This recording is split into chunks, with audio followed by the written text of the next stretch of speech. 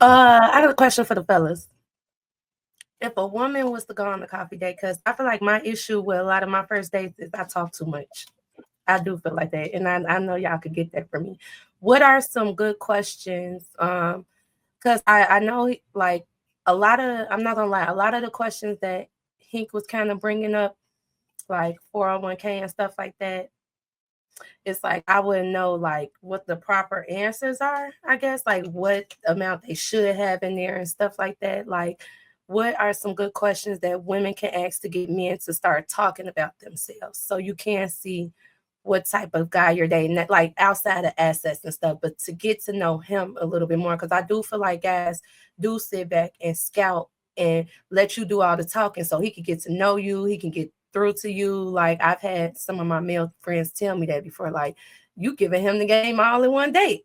But it's like I didn't know how to get him to talk. Like, I didn't know what type of questions to ask to get him to tell me more about himself, I guess you could say. Keep the things you talk about on the first date light. No religion, no politics, no serious topics. Save those for later dates. Talk about your and their favorite music, movie, TV shows, and hobbies. This reveals a lot about both of you guys' interests and personalities, and it can establish some common likes and dislikes. Talk about where you are and what you're doing. This is a good way to frame and contextualize the conversation. Talk about the food, the decor, people you see. If you look around the room, there's always things to talk about. Talk about where you both grew up. This is an easy way to reveal a little about yourselves and your life. Talk about schools attended, cities you've lived, and favorite childhood memories. Talk about their friends and family and the things they like to do together. Ask them how they would describe the most important people in their life. It's good to know about each other's social circles. Talk about topics you discussed before the first date. This is something I always keep in my back pocket before I arrive. Make note of things you connected on and things you easily talked about that may have led to this first date.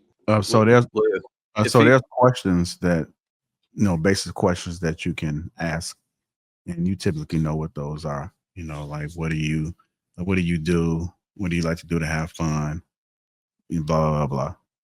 What you have to do is when they respond, then you have to ask them like a follow up question with what they saying. Like people like to talk about themselves, and so you have to kind of keep them engaged in the conversation and not make the conversation about you unless they decide to make it about you. So you're going to ask questions. You're going to keep feeding them, and in returns, you will hope that they will feed you and ask questions about you. But sometimes it don't work that way. But they're going to enjoy talking to you because they was allowed to talk about themselves. And you got to understand, like we really here on this earth to serve others, not to serve ourselves. And so even when you're communicating, you have to serve the other person.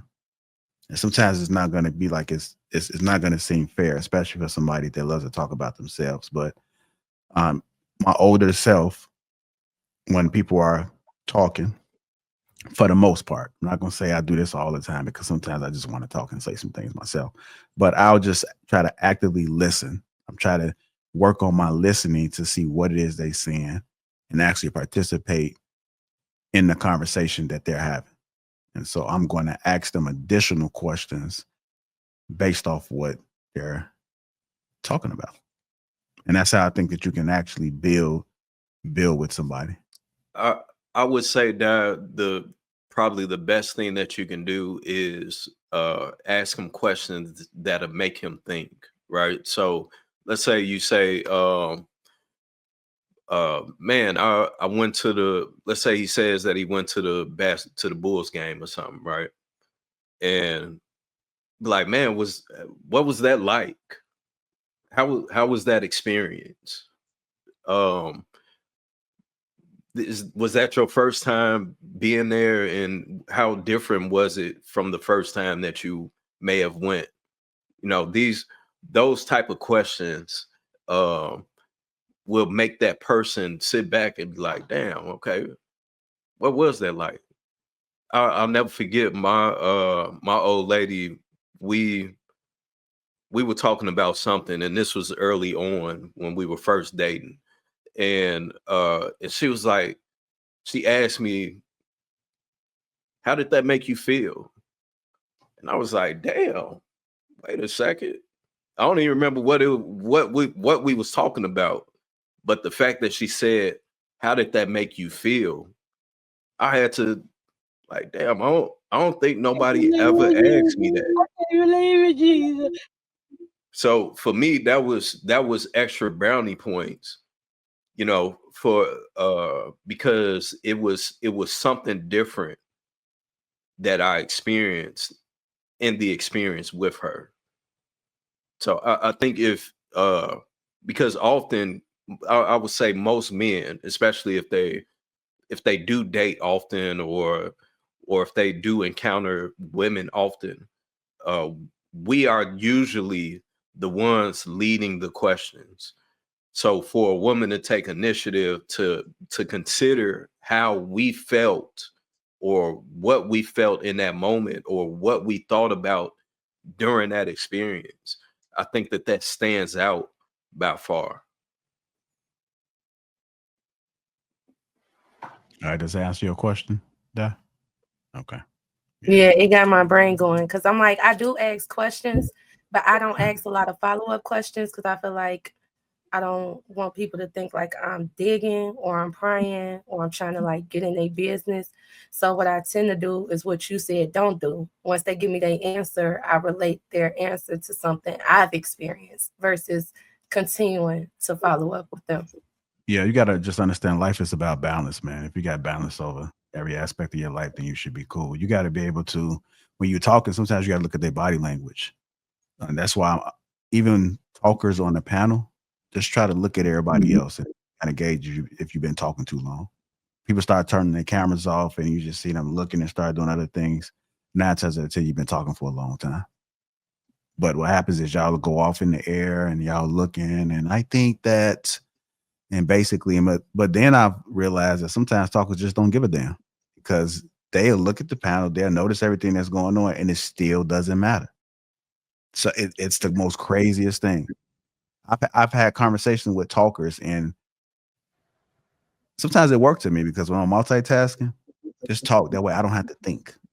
I'm able to multitask. I'm able to do what I need to do, and I ain't got to worry about nothing. And I could just say a couple things like, yeah. Damn, that's crazy. I've even had somebody, I put the phone on mute and they say, I know you put the phone on mute, but I don't care. Because damn. But talkers need to be studied. They need to be studied because they really don't care if you utter any words out. It's the most, it just blows my mind every time. Rush when we talk. It's just it'd be an adrenaline rush. It's like, yeah, but y'all don't have to get it all out at one time. Just do it up in doses. Just do it in doses. I mean, they talk so much the throat get dry. That's me. Coughing and struggling. Hold on, I'm sorry. And they just keep talking. So yeah, when me and my ex used to try to resolve stuff, y'all know how long-winded I'm on here. So just imagine being emotional trying to talk. And then eventually he said one day, like, am I gonna be a part of this conversation? I'm like, I'm sorry, go ahead. I tell you one thing, make sure you check your breath, because if you a talker and your breath stinks out, adding to it. People out here suffering. the whisper stink. But on topic, I'm gonna try to get back on topic. So help me out. Yeah, great. Yeah, great. On topic though, I feel like go ahead. Go ahead. They can't hold it. Turn over on the bed. Look, I'm practicing here. Go ahead. Hey, you warmed up. She ready now. She primed. But as far as like what you was talking about, and you said on a date, right? You're not just talking about on the phone. You talking about on the date, right? So once y'all decided to go on this date, and you talk about some questions you might want to ask, like, hopefully you paid attention in the midst of the phone calls prior to going on the date, right? You know, I'm sure he may talked about certain things he talked about. Well, what you could do is bring having a phone conversation first, because I really don't have. I'm gonna be honest. I'm a in-person person. I don't really talk on the phone. I don't talk on text. I get to know people in person. Yeah, you gotta talk on the phone first. When you first meet them, you might only meet them in passing, so you might not have a long time to have a drawn-out conversation. So that's when you say, "Can I? You know, hey, maybe we could talk later." You know, calling you out to work or something like that, and then call and have that conversation so you can get to know that person who you're dealing with. You don't want to just all of a sudden meet in person. That dude's a damn creepy ass dude like Viz used to be back when he was 25. So you don't want that. You want to make sure you want to make sure he's going up and up. You know what I'm saying? So, but when you do have him in person, make sure you heard and listen to what he was saying when you was on the phone. Like some of the things you might little phrases he might have said to catch. Hey, listen for those. Like, okay, I heard you just talking about what you was gonna do this weekend, how you was gonna go hang out and go to the lake and fish. You like fishing? You know, I thought about going fishing myself, but I never been. I would love to go with you and just bring it up. And you may not know nothing about fishing. You may be scared of fish. You know what I'm saying? But you're willing to be out there with him so you can get to know him, be in his surroundings, just be in his presence. You understand? Little things like that you can learn, just ask questions on. Find out what of his interests are. He's going to ask you what your interests are. That's going to be probably one of the questions he asks you. So you need to be willing to turn the mic over and ask him, well, I know I told you about my interests, but what's your interest? What do you like to do? What are your hobbies? What's little quirky things you like to do that would be unusual? You know what I'm saying? What's your guilty pleasure music or song or something like that? Or is there a favorite movie you like to go see on a regular? Anytime it comes on, you'll just stop and whatever you're doing, you just start watching it over and over about 35 times. Just little stuff like that. And then the man's like, damn, I never had a woman ask me a question like that. But my favorite movie is Don't Be a Menace While Drinking the Juice in the Hood. And so just go from there. And then I did want to say about the video, I feel like more men, I guess like they said, some men, they want more of a like challenge, but I feel like women ask for all this stuff. And I be thinking like, how do he know you're worth this? Like, how would he even know that you're worth this restaurant or this place or this environment unless he gets to know you first? Like, I feel like more men should start setting that like as a boundary. Like, no, we have to do a coffee date first. We have to do a walk, something where I can see what's important to you, because it's like, I don't understand how a date could determine like a date that a man want to take you on. Well, I guess I can see, but if it's a first date and you're getting to know people, I don't see how that would determine his character. Like, I just didn't get that. And I feel like more men should do that, because it's a lot of people. I feel like a lot of women, when it comes down to first dates, when it comes down to dates in general, they be very entitled. Very, very entitled. And it's like, girl, how do he even know if I was a man, that's how I would think. Like, I'm not coming out, girl, how do I know you worth this? I refuse to waste my time, my money, and all this energy on you, and you're not even worth it. You just think you worth it, but your job is to sell yourself to me, and you just feel like you're sold just by being a woman. Like, that should be, I don't like that. I didn't like that at all. I mean, but that's why she had to make a video about it. It's clearly it's not working for her, because if it was working for her, then she wouldn't have to make a video about it, because she still wouldn't be on the dating platform. So low key, when people do stuff like that, they're telling on themselves. So fellas, be aware, be mindful. If she got shit like that in her bio, keep scrolling. Swipe to the left or to the right or whichever way it go.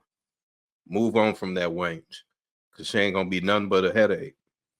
Do you think men might try to go after her because they know most men is doing that, like swiping up? So they like, let me go in there, because do you think some men see it as like she's hard to get because she has those requirements? Like, it's hard to get access to her because she has those requirements. Them men are just trying to get them 20 goddamn minutes, man. That's shit. They just trying to get them 20 minutes from her. That's it.